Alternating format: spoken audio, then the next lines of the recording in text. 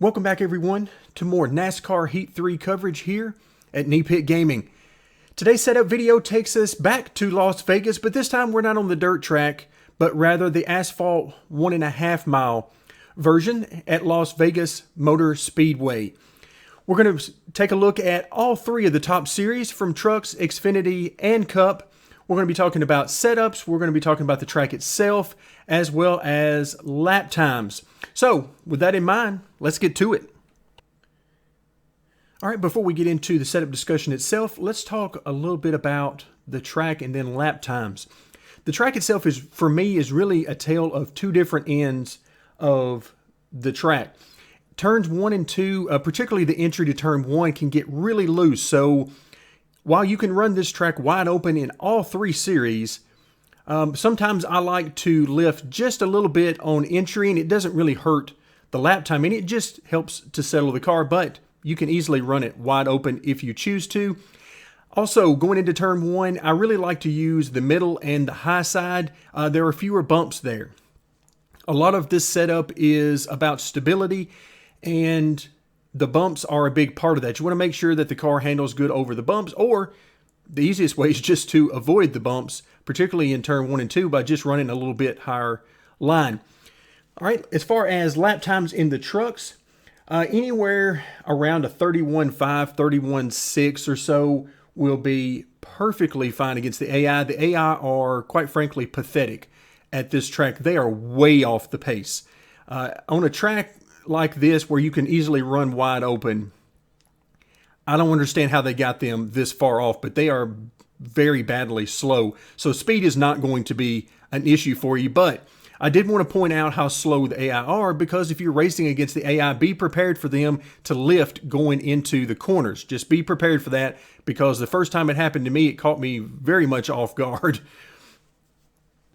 So let's move on to the setup itself, and we'll start with the shocks. The 3.5 setup between bump and rebound works really good for me, particularly over the bumps, but of course, as always, feel free to experiment and figure out what shock package works best for you. The left side weight under weight settings is maxed out because we're only turning left. Our front weight and wedge are both at 53%.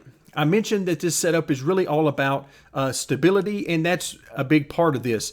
Using such a high number for nose weight and wedge ensures that the car is going to be stable, and then I simply use other parts of the setup to get the car, in this case the truck, to rotate the way I need it to.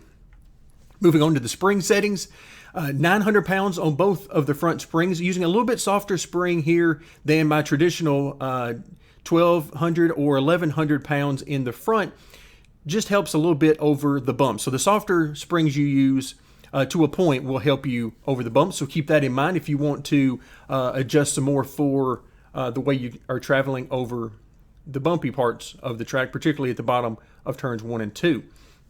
In the rear of the car, 400 pounds left rear, 500 pounds in the right rear. That's 100 pounds of rear spring split. And again, it's small enough split in the rear to keep the car stable, but it's also just enough to also allow the truck to turn the way it needs to turn.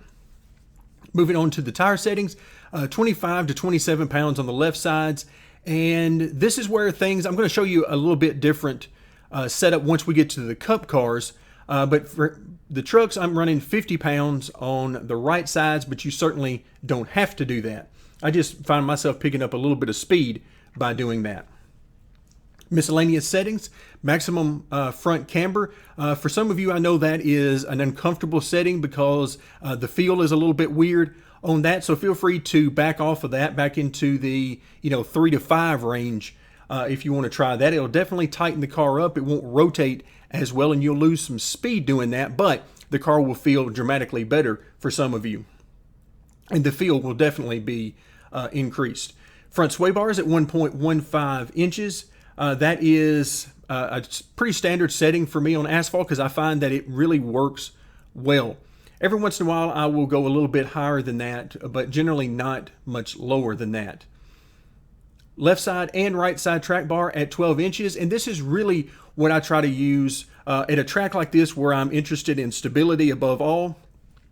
And speed, of course, is as we talked about, is not an issue here.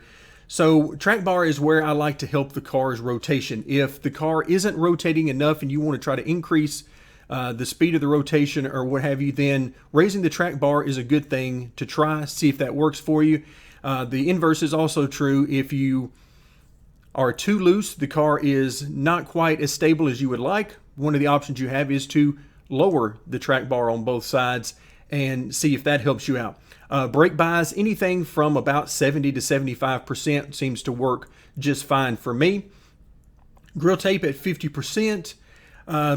The biggest thing in this game that you have to worry about with grill tape is just don't get the car overheated. So take a quick check after 5 to 10 laps and see where the oil temp is.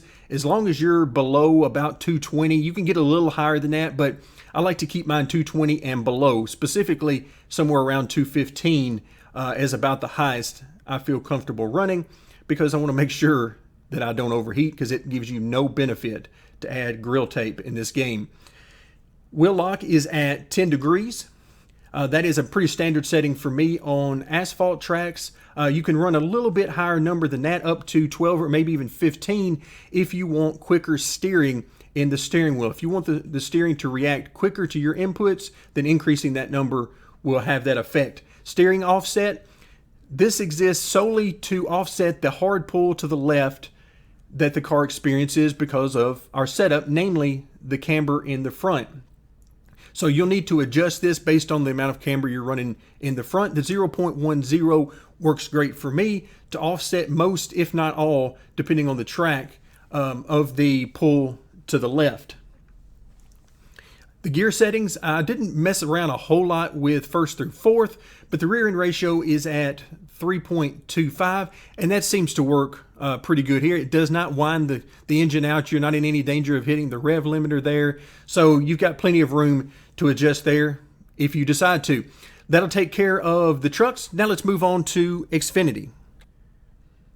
All right, here in the Xfinity cars, there's not a whole lot to talk about here as far as the setup, because it is nearly identical to the truck setup that we just spoke about. So I will quickly move over to the one thing that actually is different, and that is the grill tape. The grill tape, I backed off 5% in the Xfinity car because they tend to run a little bit higher, because a little bit more horsepower. So other than that, everything is basically the same. Let's talk briefly about the lap times. Anything from a 30.7, 30.8, even a little bit slower than that, 30.9 or so, you're still going to be perfectly fine against the AI. As I mentioned, for the trucks, they are woefully slow, and just be prepared for them to be a good bit slower than you during the race. So that's going to take care of very quickly on the Xfinity car. Let's now move to Cup. All right, moving on finally to the Cup cars, and this is where I wanted to show you something a little different. I had great success running with the identical setup to the trucks and Xfinity cars that we've already taken a look at here in the Cup cars. It worked great, but I wanted to show you something a little bit different in the Cup cars, and then of course you can also try this in the Xfinity and trucks as well. It has a little bit different feel to it, and you can see which one you like best to start out as your own baseline. Shock settings are identical, the 3.5 setup between bump and rebound. Then we move to the weight settings, and this is where things start to get a little bit different. So the front weight and wedge have both been lowered, 52.5% on the nose weight, and the wedge is at 52%, so a little bit lower than what we looked at before. Front springs are the same at 900 for both the left front and right front, but then the rear of the car, the springs are a little bit different. 200 pounds of rear spring split here, using 300 in the left rear, 500 in the right rear. That is to help the rotation of the car. The Cup cars are a good bit faster at this track than the other two series, so this helps that car to really rotate. Now you have to be careful getting into turn one. You can run it wide open, but I choose not to generally, just to keep the car as stable as possible, since I'm not looking for all-out lap time. All right, moving on to the tire settings. This is also where things get a little bit different. Not so much with the left sides, which again work anywhere from 25 to 27 pounds. I've had good luck with.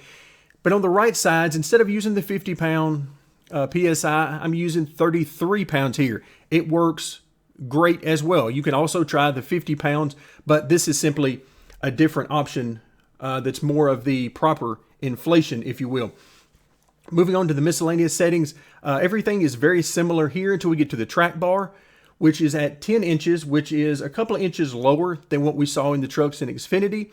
And that is simply because some of the other numbers are adjusted, such as the nose weight and the wedge. So we have to adjust the track bar to compensate for that.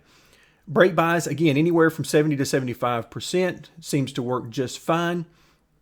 The higher the number you use on the brake buys, the tighter the car will be under braking. So keep that in mind. It's a great adjustment tool if you want to go that route.